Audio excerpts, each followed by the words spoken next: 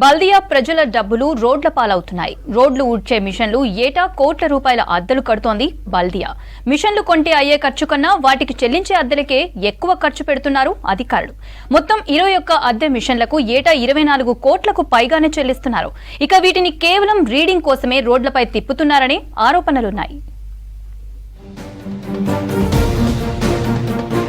Greater సిటీలోని రోడ్లు ఊడ్చేందుకు అద్దెకు తీసుకున్న స్వీపింగ్ మిషన్లకు జీహెచ్ఎంసీ భారీగా రెంటు చెల్లిస్తుంది.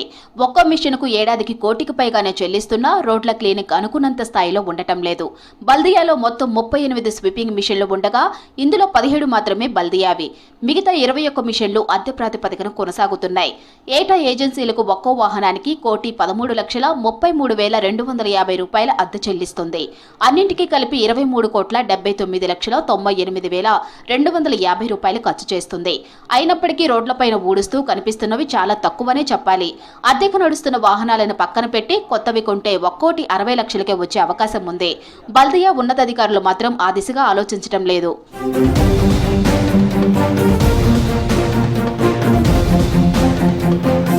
గ్రేటర్ పరిధిలోని కొన్ని ప్రాంతంలో, అది కూడా వీఐపీలు ఉండే ప్రాంతంలోనే బల్దియా స్వీపింగ్ మిషన్లు పనిచేస్తున్నాయి.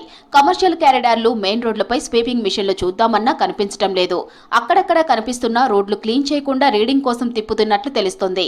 ఈ వాహనాలకి జీపీఎస్ అమర్చి ఉండటంతో పనిచేస్తున్నామని చెప్పుకోవడానికి రోడ్లపై తిప్పుతూ ఏజెన్సీలు బిల్లులు తీసుకుంటున్నట్టు చాలాసార్లు అధికారులు గుర్తించారు.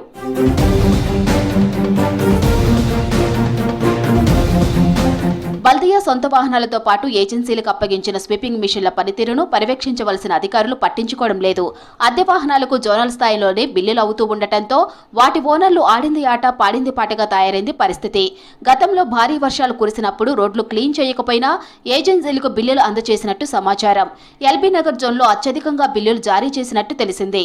ఇందులో కొంతమంది ఇంజనీరింగ్, మెడికల్ ఆఫీసర్ల ప్రమేయం ఉన్నట్టు తెలుస్తోంది.